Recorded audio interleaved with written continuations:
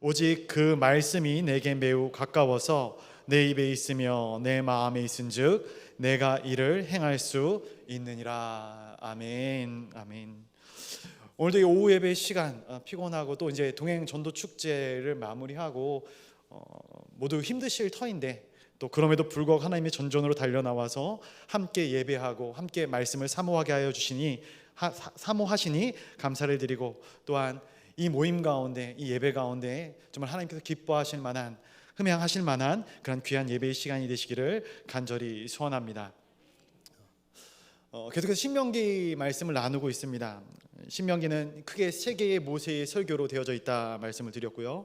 그리고 오늘 함께 본 이 30장이 세 번째 설교의 결론의 부분이다라고 이야기할 수 있는 것입니다. 특별히 신명기 안에서도 신명기 28장부터 30장까지가 굉장히 중요한 역할을 감당하고 있는데, 28장은 율법의 강론을 총정리한 내용이었다. 그래서 복과 저주에 대한 내용들이 끊임없이 적혀져 있는 것들을 보게 되고요. 그리고 29장은 또 나름대로 세 개의 설교로 기록이 되어져 있는데, 첫 번째로는 출애굽 여정에 대해서, 그리고 두 번째로는 율법의 강론, 그리고 마지막으로는 이러한 내용들을 총정리하는 그러한 부분이었습니다. 그리고 오늘 이 본문인 이 신명기 30장에 와서는 어떠한 말씀을 우리에게 주시고 계신가 보니까, 너희가 약속된 땅에 들어가서 죄를 범하였을 때 너희가 포로가 될 것이다, 너희가 망하게 될 것이다 라는 것을 이미 말씀을 해주고 있어요. 근데 저주 받아서 다른 민족의 포로가 되었을 때 어떻게 하면 되는가? 그래서 이 상반절에 이러한 내용들이 나와 있거든요. 다시 순종하면 돌아오게 될 것이다. 너희가 다시 한번 하나님 아버지 앞에 나오면 하나님께서 너희를 회복시켜 주실 것이다 라고 말씀을 해주고 있는 것이죠. 그래서 지난 설교 때도 말씀드렸던 것처럼 이 신명기 뿐만이 아니라 성경 전체가 반복되어지는 계속된 이야기들을 하고 있다 말씀을 드렸습니다. 오늘 본문에 돌아와서 이제 본문을 본격적으로 나누도록 할 텐데, 크게 두 가지 부분으로 말씀을 좀 나눠 드리고자 합니다. 첫 번째 부분은 뭐냐면은 가까이 있는 말씀. 가까이 있는 말씀 한번 따라해 볼까요? 피곤하시니까 따라하면서 하겠습니다. 우리 가까이 있는 말씀. 네, 웬만하면 제가 안 시키는데 한번 시켜봤습니다. 우리 11절 말씀을 한번 같이 읽어보도록 하겠습니다. 11절입니다. 시작. 내가 오늘 내게 명령한 이 명령은 내게 어려운 것도 아니요 먼 것도 아니니라. 아멘. 하나님의 명령을 지키는 것이 어렵지 않고 또 멀리 있지도 않다. 하나님의 말씀을 지키기가 쉽고 또 항상 나와 가까이 있다라는 말씀이죠. 그럼 한번 질문을 드려볼게요. 우리 사랑하는 성도 여러분, 실제로는 어떻습니까? 성경 말씀이 쉬운가요, 어려운가요? 우리와 가까이 있나요, 멀리 있나요? 아리송하죠. 그래서 질문을 바꿔서 우리가 말씀을 읽을 때 이 말씀을 이해하기가 쉽습니까, 어렵습니까? 감사합니다. 솔직하게 말씀해 주셔서. 솔직하게 이해하는 것 쉽지 않은 것 같아요. 대부분의 성도님들이 말씀은 하지 않으시지만 굉장히 어려울 것 같다 생각을 합니다. 그런데 이해하기도 쉽지 않은 이 말씀을 우리가 순종의 방향으로 접근을 한다면 순종하기가 쉽겠습니까, 어렵겠습니까? 당연히 어려운 것이죠. 그렇습니다. 주변을 둘러봐도 성경이 어렵다 이해하는 사람이 상당히 많아요. 그렇다면 이 말씀이 잘못된 것인가? 이 성경이 어렵다라는 인식에 대해서 제가 고민을 많이 했거든요. 왜냐하면 우리가 생각하는 것과 또 하나님께서 주시는 말씀이 좀 상충되기 때문에. 그래서 어저께 있었던 일을 하나 말씀을 드리고자 하는데, 어저께 유치부 성경학교를 했었습니다. 그래서 이제 저희 딸 아이가 참석을 해야 되는데 좀 멀리 있어가지고 참석을 못할 상황이었거든요. 그래서 제가 부득이하게 이제 태워서 픽업을 해서 성경학교를 참석을 시켰어요. 오후에 병원이 예약이 돼 있었거든요. 그래서 제가 픽업을 해오고 또 데려다 주고 이렇게 했거든요. 그런데 성경학교를 우리가 보게 되면은 통상적으로 오전에는 뭘 합니까? 말씀을 공부하죠. 오후에 뭐예요? 프로그램을 진행을 해요. 그러니까 그것을 이제 저희 아내도 알고 있죠. 저희 사모도 알고 있어요. 그래서 저희 딸 아이한테 뭐라고 이야기를 하냐면은 힘든 것만 하고 재밌는 것도 못하고 와야겠네, 이렇게 얘기를 하는 거예요. 즉 오전에만 참석하고 오후에 못한다, 이 말을 힘든 것만 하고 재밌는 것도 못하고 와야겠네, 이렇게 얘기를 하는 거예요. 제가 이 말씀을 묵상하면서 준비하면서 굉장히 크게 고민을 했거든요. 좀 들어가 줄래요? 제 딸아이가 위에서 저렇게 묻고 있어요. 때마침 저희 아내가, 저희 사모가 이런 얘기를 한 거예요. 저는 대부분의 성도님들이 이렇게 생각을 하실 거다 생각을 해요. 말씀에 대한 부분이 쉽지 않아요. 분명히 어려워요.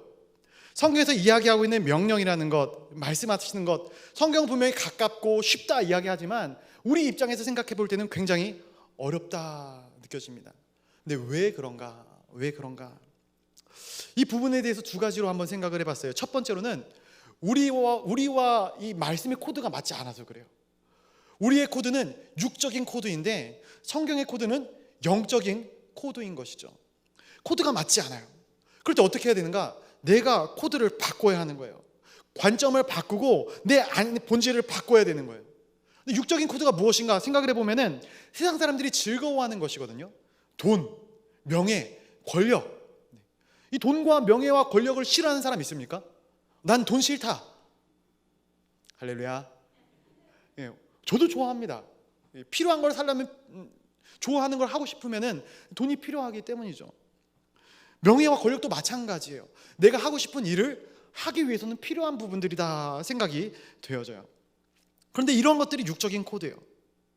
근데 문제가 되는 것이 무엇이냐면은 이러한 육적인 코드가 내 안에 가득 차 있으면은 무엇이 접근하기 힘든가? 영적인 코드가 내 안에 들어오는 것이 힘들어지게 되는 것이에요.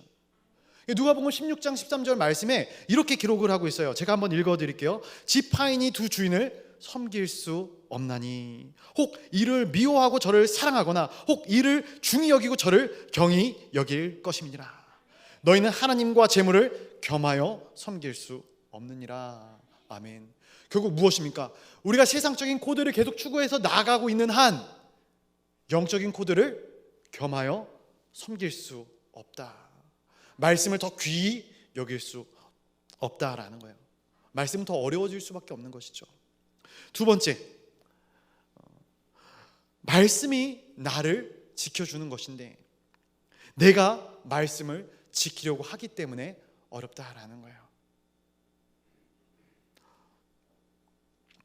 신앙생활은 조금 수동적인 부분이 있어요. 제가 오늘 김보규 찬양 사역자님의 찬양 집회부터 해가지고 오늘 오후에 찬양 인도, 그리고 리더 모임 계속해서 마음 가운데 이 말씀을 묵상하고 있다가 들려지는 말씀들이 있어요. 내 자신이 어떻게 해야 되는 부분이 아니라 하나님께서 행하셔야 되는 부분이다라는 거예요. 이것이 우리의 신앙생활인 것이죠. 하나님의 은혜는 우리가 노력해서 얻어지는 것이 아니에요.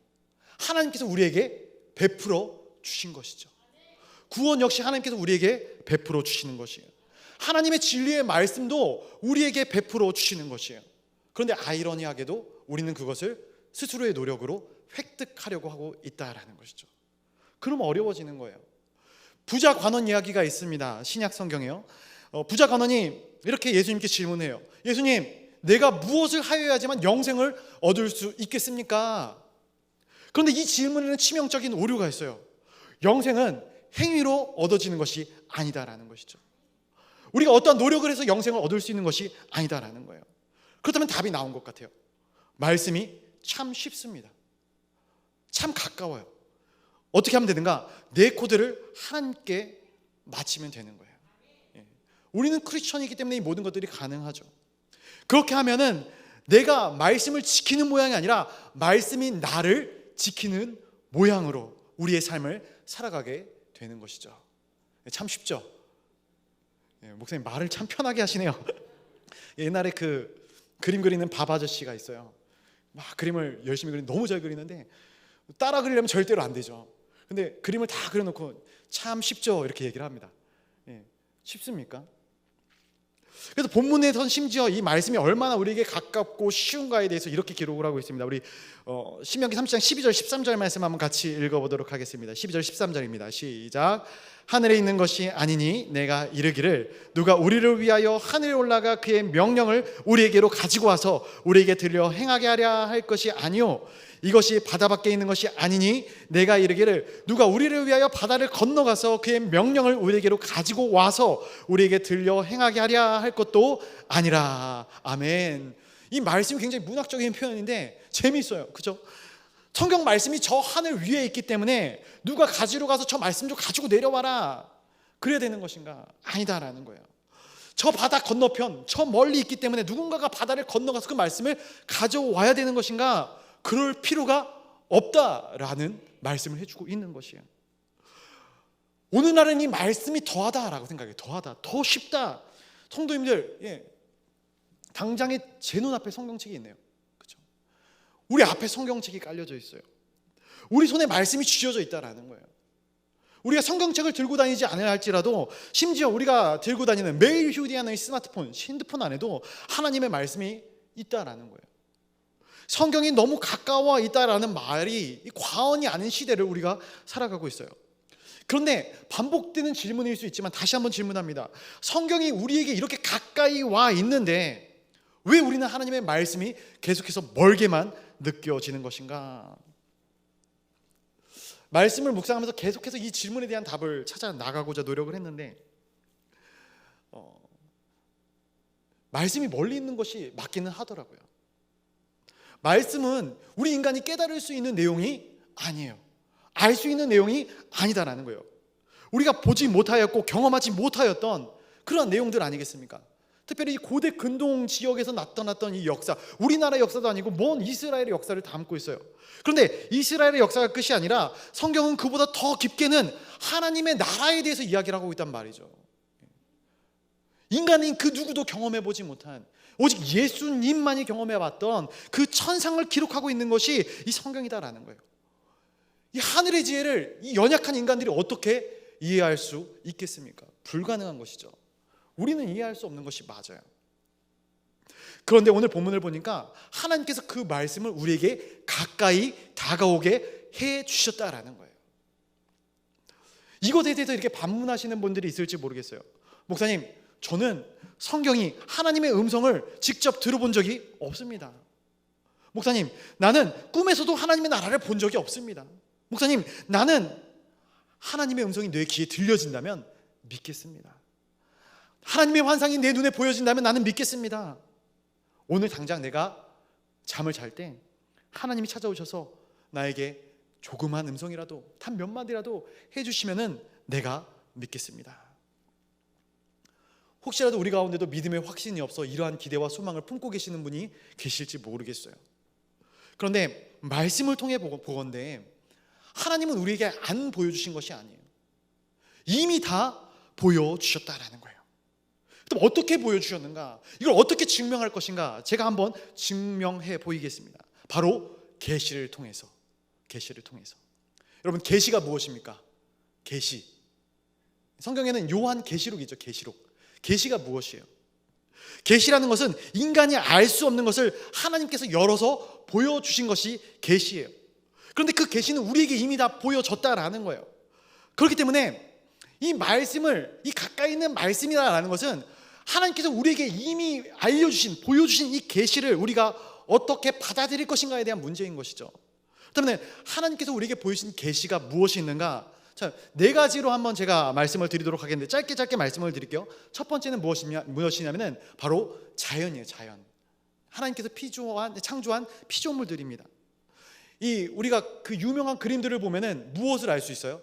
그 그림을 그린 작가의 정신 세계를 알 수 있는 것이죠.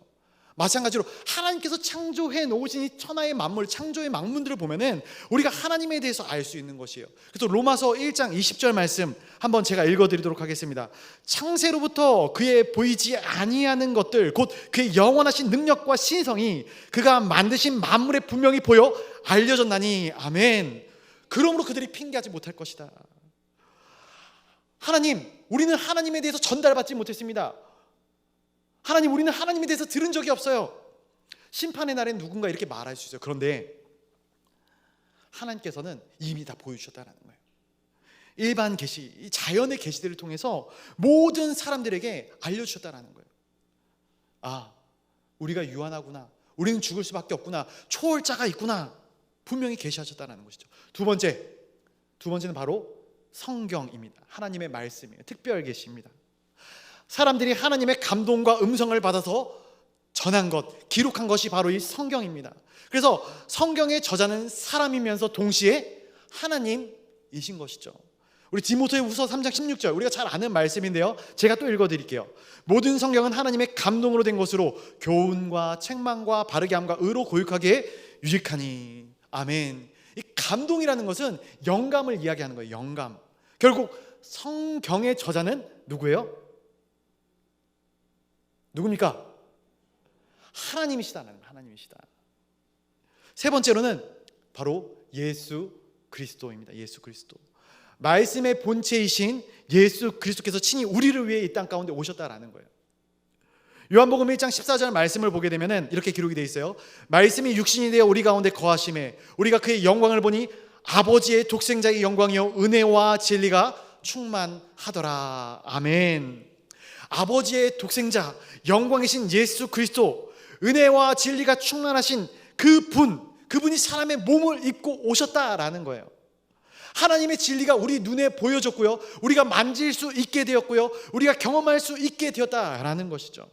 그래서 예수님은 걸어다니는 하나님의 말씀, 워킹 바이블이라고 얘기를 하죠. 하나님의 말씀이신 거예요. 네 번째는 성령입니다. 성령. 진리의 영이 오셔서 우리에게 하나님의 진리를 깨우쳐 알게 하시는 것이죠. 요한복음 14장 26절 말씀을 보게 되면은 보혜사 곧 아버지께서 내 이름으로 보내실 성령, 그가 너희에게 모든 것을 가르치고 내가 너희에게 말한 모든 것을 생각나게 하리라. 아멘.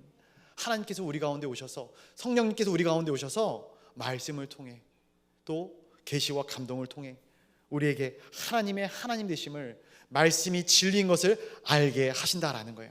그래서 이 네 가지를 정리해 볼 때 다음과 같습니다. 한번 제가 천천히 말씀을 드릴게요.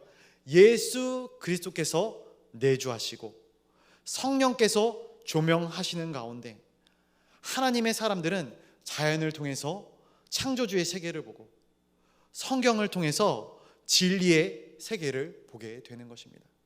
다시 한번 말씀드리겠습니다. 예수 그리스도께서 내주하시고 성령 하나님께서 조명하시는 가운데 하나님의 사람들은 천지 만물들, 이 자연의 환경들을 통해서 창조주의 세계를 볼 수 있는 것이고요, 하나님께서 우리에게 주신 이 말씀을 통해서 하나님의 진리의 세계를 목격할 수 있다라는 거예요. 결론적으로 하나님께서는 우리에게 이미 모든 것들을 다 보여주셨다라는 거예요. 그런데 우리가 진리를 찾겠다고 하늘 위로 올라가고 진리를 찾겠다고 바다를 건너갈 필요가 있겠는가? 그럴 필요가 없다라는 거예요. 이미 보여주셨기 때문이죠. 우리의 입 앞에, 우리의 마음 앞에 하나님께서 말씀을 가져다 주셨어요. 근데 성경 가운데서도 이러한 사실을 바로바로 깨우친 사람들이 있어요. 영적인 사람, 이 다윗과 같은 사람이 그렇죠. 그래서 다윗이 뭐라고 고백을 하는가? 시편 139편 7절의 말씀에 이렇게 다윗이 고백합니다. 한번 들어보십시오. 내가 주의 영을 떠나 어디로 가며 주의 앞에서 어디로 피하리까? 아멘. 아멘. 다윗이 고백하는 거예요. 우리가 주의 영을 떠나서 어디로 도망할 수 있겠습니까? 어디로 피할 수 있겠습니까? 그럴 수 없다라는 것이죠. 심지어 다윗의 고백, 이어지는 고백들을 보게 되면은 내가 하늘로 올라가도, 내가 스올 지옥 가운데로 내려가도, 바다 끝에 거할지라도 거기까지 나를 하나님께서 쫓아오십니다. 다윗이 고백하고 있는 거예요. 그렇다면 하나님의 영이, 하나님의 진리가 이렇게 팽배하고 충만한데 무엇이 문제인가? 사방에 충만한 하나님의 임재하심을 우리가 가려버리는 거예요. 지금 이 시간에도 하나님의 임재가 이 가운데 있는데, 하나님의 임재 가운데 우리가 거하고 있는데 우리의 마음이, 우리의 눈이, 우리의 완악함이 하나님의 임재하심을 가려버리고 있는 것이 문제 아니겠습니까? 우리가 전도축제를 오늘 마무리를 했어요. 저는 전도축제 기간만 전도축제를 하면 안 된다 생각을 합니다. 매일이 전도축제여야죠. 사역들 마찬가지인 것 같아요. 코로나로 인하여서 침체되었던 한국 교회가 여러 가지 사역들을 일으켜 세우고 있는 모습들을 보게 됩니다. 저희 교회뿐만 아니라 한국 많은 교회에서 막 이런 움직임을 보이고 있어요. 그런데 근본적인 질문을 던져봅니다. 그렇게 노력하고 있는데 과연 교회가 성장하고 있는가? 그렇게 애쓰고 있는데 과연 교회가 회복되어지고 있는가? 아닙니다. 많은 사람들이 한국 교회를 위기라고 이야기를 하고 있어요. 이런 결과적인 부분을 볼 때 정말 한번 생각해 볼 필요가 있는 것 같아요. 정말로 하나님께서 원하시는 것이 무엇인가? 하나님께서 우리의 삶 가운데, 한국 교회 가운데, 이 열방 가운데, 믿는 이 하나님의 거룩한 성도들 가운데 무엇을 원하고 계신 것인가? 이러한 사역들이 필요 없다라는 부분에 대해서 이야기하는 것이 아닙니다. 필요합니다. 그러나 이러한 사역들이 성도들의 심령의 개혁을 일으키는 것이 아니고 교회의 양적인 성장을 오는 것이 아니다라는 거예요. 정말 이 시대의 성도들이 하나님을 사모하고 말씀을 사모하고 사랑하는가? 우리 동강교회 성도님들 한 분 한 분이 말씀 가운데 살고자 애쓰고 노력하고 있고, 그 말씀을 들었을 때에 들음으로 끝나는 것이 아니라 내 삶 가운데 그 말씀을 나타내는 삶을 살아가고 있는가? 제 자신을 돌아보는데 부끄럽더라고요. 말씀이 너무나도 많이 들려지는데 그 말씀을 즐거워하는가? 아니면 그 말씀 가운데 힘들어하고 있는가? 말씀을 묵상하다가 제가 좋아하는 것을 한번 생각해 봤어요. 내가 뭘 좋아하지 생각하다 보니까 생각만 해도 웃음이 나는, 많은 것들을 좋아하지만 예로 들 만한 게 하나 있더라고요. 저는 자전거를 굉장히 좋아합니다. 근데 요즘 날씨가 더워져서 잘 못 타고 있어요. 비도 오고 그래서 자전거를 잘 안 타요. 근데 얼마 전에 제가 예전 사진을 보니까 1년 전에 제가 한창 이 자전거에 빠지기 시작할 때 제가 너무나도 즐겁게 자전거를 타고 있는 사진들이 막 있더라고요. 근데 언제 탔나 봤더니 비가 오는 우중에도 타고 태양볕이 내려지는 햇빛 아래서도 타고. 근데 지금 같았으면 왜 그렇게 했을지 모르게 굉장히 즐거운 모습으로 제가 자전거를 타고 있더라고요. 한 번은 휴가 때였는데 자전거를 타고 이제 멀리 한번 가보자 가다가 더위를 먹었거든요.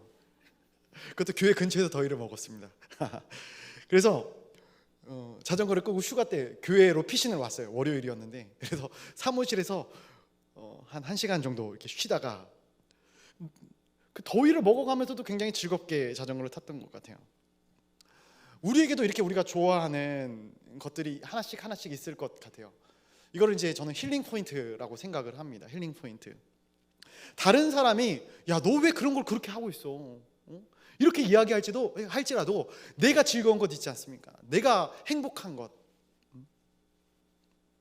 아니 그 일을, 내가 그걸 하는 행동을 상상만 해도 즐겁고 행복이 넘치는 그런 것들이 있다라는 거예요.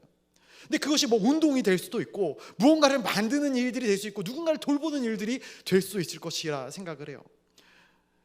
그런데 이 시간 우리의 그런 힐링 포인트가 하나님이 말씀이 되기를 간절히 소원해요. 우리가 하나님의 말씀을 묵상하면서 어떠한 생각으로 말씀을 묵상하고 읽으시나요? 내가 무언가를 소중히 여기고 좋아하게 되면은 그것과 관련된 것들을 서칭하게 돼 있는 것이죠. 찾아보게 돼 있어요. 그리고 그것만으로도 소소한 즐거움과 재미를 누리게 되어져 있지 않겠습니까? 같은 맥락에서 우리가 어떠한 사람을 소중하게 여기고 그 사람을 사랑하게 되면은 그 사람의 행동, 그 사람의 삶의 패턴들, 그 사람이 좋아하는 것들을 같이 내가 쉐어하게 되어지는 것이죠. 그 사람의 말과 행동들이 나에겐 다 소중하게 되어지는 것이에요. 근데 우리가 사랑한다고 매일 주님 앞에 고백해요. 주님 사랑합니다. 주님 사랑해요. 주님 내 모든 것들을 주님 앞에 바치겠습니다.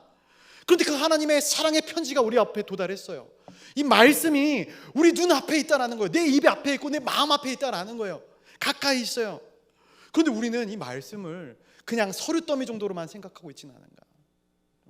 어려운 숙제로 이 말씀을 보고 있지는 않은가?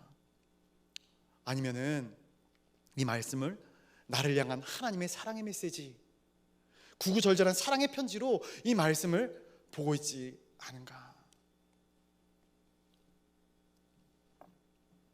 그래서 14절에 이렇게 말씀을 하고 있습니다. 우리 14절 말씀 다시 한번 같이 읽어볼게요. 14절입니다. 한번 같이 보겠습니다. 시작. 오직 그 말씀이 내게 매우 가까워서 내 입에 있으며 내 마음에 있은즉 내가 이를 행할 수 있느니라. 아멘. 말씀이 매우 가까이 있어서 내 입에 있고 또한 내 마음에 있다 말씀하고 있습니다. 내 입과 내 마음에 가까이 있는 말씀. 그래서 이미 말씀드렸지만 이 말씀은 우리에게 이미 주어졌습니다. 그 말씀을 접하는 것이 그렇게 어렵지가 않아요. 무엇이 문제인가? 우리의 마음이 문제라는 것이죠. 내가 이 말씀을 들을 의지가 있는가? 말씀에 순종할 의지가 있는가? 시편 19편 14절 말씀에 이렇게 기록되고 있습니다. 나의 반석이시오 나의 구속자이신 여호와여, 내 입의 말과 마음의 묵상이 주님 앞에 연락되기를 원하나이다. 아멘. 연락되다라는 것이 무슨 말이냐면은 주님께서 받으실 만한 것들이 되기를 원한다. 주님께서 흠양할 만한 것들이 되기를 원한다라는 것이 연락되다라는 거예요. 시편 기자가 고백하는 거예요. 내 입술의 모든 말이, 마음의 묵상, 생각하는 것들이 주님, 당신이 받을 만한 것들이 되기를 원합니다. 이 시편의 기자의 고백처럼 이 말씀이 우리 안에 들어오게 되면 말씀대로 사는 삶은 참 쉬운 삶이 됩니다. 법을 어기려는 사람들에게는 법대로 사는 것이 그 무엇보다 어려운 것이에요. 그러나 법을 지키기로 마음의 결단을 내린 사람들은 법을 지키는 것만큼 쉬운 것이 없는 것이죠. 그래서 이 부분에 대해서 시편 기자가 이렇게 고백합니다. 시편 1편 우리가 잘 아는 1절과 2절에 아주 정확하게 얘기를 하고 있거든요. 복 있는 사람은 악인의 길을 따르지 아니하고 죄인의 길에 서지 아니하고 오만한 자들의 자리에 앉지 아니하고 오직 여호와의 율법을 즐거워하여 그의 율법을 주야로 묵상하는도다. 아멘. 여기 두 가지 루틴이 나오고 있어요. 두 가지 루틴. 첫 번째는 복을 받는 루틴이고요. 두 번째는 복을 받지 못하는 루틴인데, 복을 받지 못하는 루틴에 대해서 먼저 말씀을 드리면은 이런 것이에요. 악한 꾀를 따른다. 하나님이 기뻐하지 않는 것을, 하나님의 기준에 어긋나는 것을 우리가 계속해서 유혹을 받는 것을 이야기하는 것이죠. 그렇다면 어떻게 됩니까? 죄인의 길에 서게 되는 것이에요. 죄를 짓게 되는 것이에요. 그리고 그 죄를 짓고 또 짓다 보면 어떻게 돼요? 교만한 자의 자리. 이 교만한 자는 내가 잘나서 무언가를 우쭐댄다 이게 아니라, 교만하다는 것은 하나님보다 내가 더 앞서 있는 자의 자리로 앉게 된다라는 거예요. 교만함에 빠지게 된다. 그렇다면 아무리 하나님께서 복을 부어주시고 또 부어주셔도 복을 받을 수 없는 인생이 된다라는 거예요. 그러나 복받는 인생은 어떻습니까? 우선 여호와의 말씀을 즐거워한다. 그리고 그 말씀을 내 안에서 기뻐한다. 그 말씀을 기뻐하다 보니까 어떻게 되는 거예요? 자연히 그 말씀을 묵상하게 되는 것이죠. 그것으로 말미암아 찾아오는 결론이 무엇입니까? 만사 형통할 것이다. 시냇가에 심은 나무처럼 형통하리라. 이것이 하나님의 은혜입니다. 사랑하는 성도 여러분, 복된 인생의 루틴을 걷기를 주님의 이름으로 간절히 축원드립니다. 두 번째 말씀의 부분입니다. 두 번째 부분은 한번 이것도 따라해 볼게요. 생명을 선택하라. 예, 제 따라라는 말을 잘 이해를 못하셨군요. 자, 제가 먼저 말을 할 테니까 그대로 따라하시면 됩니다. 참 쉽죠? 자, 생명을 선택하라. 네, 사랑하는 성도 여러분, 생명을 선택하라. 생명을 선택하라. 우리 15절과 16절 보면 15절과 16절을 한번 같이 읽어보도록 하겠습니다. 시작. 보라, 내가 오늘 생명과 복과 사망과 화를 내 앞에 두었나니 곧 내가 오늘 내게 명령하여 내 하나님 여호와를 사랑하고 그 모든 길로 행하며 그의 명령과 규례와 법도를 지키라 하는 것이라. 그리하면 내가 생존하며 번성할 것이요 또 내 하나님 여호와께서 내가 가서 차지하라 할 땅에서 내게 복을 주실 것임이니라. 아멘. 신명기에서 반복되는 말씀의 내용, 그리고 성경 전체에서 반복되는 말씀의 내용이 있어요. 이 생명과 사망, 복과 화 같은 서로 상충되는 이 이원론적인 부분들이 성경에서 계속 반복이 되지 않습니까? 이원론적인 가치가. 근데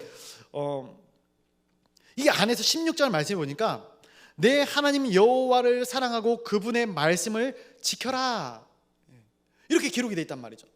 자, 무슨 말인가? 말씀에 순종하는 것과, 그렇죠? 하나님을 사랑하는 것, 이거를 동의적 선상에 놓고 있다는 거예요. 동의적 개념으로 놓고 있다는 거예요.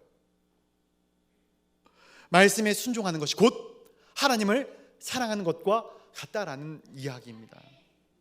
이 말씀이 주는 의미는 성경에 나와 있는 많은 것들, 이 말씀이 주는 의미는 이 성경에 나와 있는 이 많은 것들을 지키기 쉽지 않다. 그러나 하나님을 사랑한다면 그것이 결코 어렵지는 않다라는 것을 이야기하고 있어요. 말이 좀 어렵죠. 성경에 나와 있는 것이 인간적인 생각으로 볼 때는 어렵다라는 거예요. 어려울 수 있어요. 그러나 우리가 하나님을 사랑한다면 그 순간 이 말씀을 지키기가 쉬워진다라는 거예요. 위에서도 언급했지만 우리가 무엇인가를 좋아하고 사랑한다면 아무리 어려운 것이라도 어려운 것이 아닌 것이 되어져 버리는 경우가 많이 있습니다. 말씀이 어려우신가요? 말씀은 아무 해독이 아니에요. 그렇죠? 영어로 써 있는 라틴어나 헬라어나 히브리어로 써 있는 말씀, 그것을 우리가 보고 있지 않습니다. 말씀이 쉽습니까? 어렵습니까? 말씀 한국어로 되어 있지 않습니까? 혹시 영어로 되어 있는 성경책 보고 계시는 분 안 계시지 않습니까? 말씀은 쉽습니다. 말씀이 어렵지 않아요. 그런데 이 말씀을 더 쉽게 만들려면 우리가 정말로 하나님을 사랑하고 그 사랑 안에 빠져 있을 때 말씀이 엄청 쉬워지는 것이죠. 꿀보다도 단 말씀이다 이야기하지 않습니까? 여러분 말씀이 다십니까? 꿀 같습니까? 할렐루야. 말씀이 씁니까?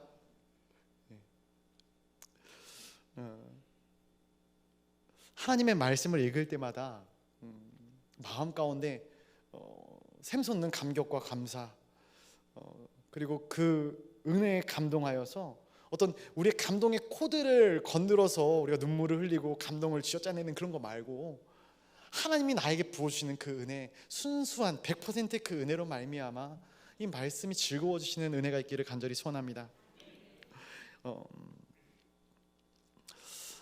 우리가 때로는 하나님의 말씀, 이 말씀에 대해서 지적인 호기심으로 접근할 때가 있어요.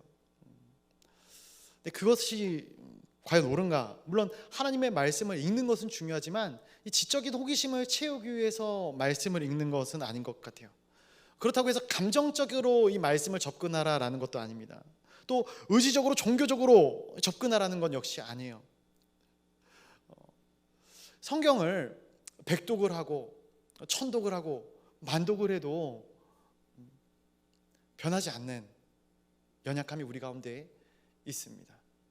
그런데 한 번만 성경을 읽어도 변화되어지는 분들이 분명히 계시거든요. 아니 성경 한 구절을 딱 읽었을 때도 변화되어지는 분들이 분명히 계셔요. 무엇의 차이일까? 하나님께서는 이 진리에 대해서 하나님과의 인격적인 사랑에 빠지라 말씀해주고 있는 것이에요. 세상을 살아가다 보면은 우리가 크리스천으로서 충동되어지는 경우들을 많이 보게 됩니다. 그런데 이렇게 충동되어지는 세상과의 온전치 못한 관계 가운데 우리 안에 하나님과 온전한 관계를 맺고 있다면, 하나님을 진정으로 사랑하고 있다면 그 문제는 하나님께서 해결하여 주시는 경우들을 많이 보게 됩니다. 내가 해결하는 것이 아니에요. 그러나 우리가 항상 넘어지는 이유는 무엇이냐면은 내가 어떻게 하면 하나님께 혼나지 않고 내 마음대로 살 수 있을까? 이것을 고민하기 때문에 그런 것이죠. 이러한 궁리를 하면서 말씀을 지키려고 하면은 쉬운 문제도 굉장히 어려워지는 것이죠. 사랑하는 성도 여러분, 성경은 단순히 우리에게 말씀을 지키라 이렇게 이야기를 하고 있는 것이 아니에요. 율법을 지켜라 이렇게 이야기하고 있는 것도 아니에요. 룰대로 살아라 이렇게 이야기하고 있는 것이 아니에요. 단 하나, 하나님을 사랑하라, 하나님을 사랑하라 이야기하고 있는 것입니다. 우리 신명기 30장 17, 18절 한번 같이 읽어보도록 하겠습니다. 신명기 30장 17절과 18절입니다. 같이 보겠습니다. 시작. 그러나 내가 만일 마음을 돌이켜 듣지 아니하고 유혹을 받아 다른 신들에게 절하고 그를 섬기면 내가 오늘 너희에게 선언하노니 너희가 반드시 망할 것이라. 너희가 요단을 건너가서 차지할 땅에서 너희의 날이 길지 못할 것이니라. 아멘. 우상 숭배를 하면 너희가 반드시 망할 것이다. 이 말씀은 창세기 1장에서 2장에서 나오는 선악과를 따먹으면 너희가 반드시 죽으리라. 굉장히 비슷한 뉘앙스입니다. 신명기 30장을 보면은 제가 말씀을 보면서 한 가지 질문이 생겨요. 하나님은 우리가 죄를 지으면 오래 못 산다, 반드시 죽는다. 그래서 이 순종과 불순종의 문제에 대해서 인간의 수명과 굉장히 밀접하게 연관을 지으셨거든요. 이것은 단순히 영적인 생명, 이 영생에 대한 문제뿐만 아니라 인간의 수명까지도 이야기를 하고 있는 것이죠. 그런데 정말 그런가 이렇게 생각을 하다 보니까 속담이 하나 떠오르더라고요. 속담. 사람이 죄 짓고는 잘 산다? 못 산다. 그죠? 제가 어려운 질문을 던졌는데 되게 잘 대답을 해주셔가지고 뿌듯합니다. 역시 최고입니다. 사람이 죄 짓고는 못 산다라는 거예요. 자기 양심과 내면의 스트레스를 받는다라는 것이죠. 사람이 죄를 지었을 때에 그 죄의식이 자신의 영을, 하나님께서 우리를 하나님의 형상대로 창조하셨을 때 온전한 모습으로 창조하지 않으셨겠습니까?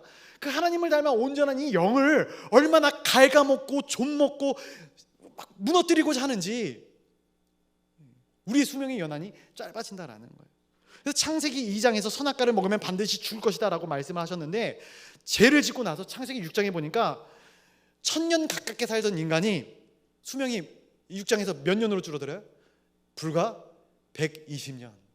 이 정도로 줄어드는 거예요.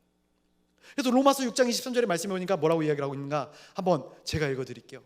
죄의 삭은 사망이요, 사망이다 이야기하는 거예요. 죄는 반드시 생명을 뺏어 갑니다. 우리의 영적인 생명이든 육체적인 생명이든 반드시 뺏어 가는 것이 죄의 결과입니다. 죄를 지으면 죽는 것이 성경의 일반적인 견해이죠.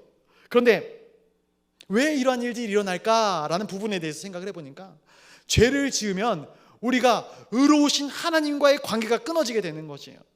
근데 하나님이 어떤 분이신가 보니까 하나님은 생명의 근원이 되시는 분이시거든요. 생명의 근원이 되시는 그 분으로부터 우리가 끊어지게 되니까 우리의 연한이 영적이든 육적이든 짧아지게 될 수밖에 없는 것이죠. 우리 마지막으로 19절 말씀을 읽고 말씀 맺도록 하겠는데요. 우리 19절 말씀입니다. 19절 같이 보겠습니다. 시작. 내가 오늘 하늘과 땅을 불러 너에게 증거를 삼노라. 내가 생명과 사망과 복과 저주를 내 앞에 두었은즉 내가 내 자손이 살기 위하여 생명을 택하고. 아멘. 아멘.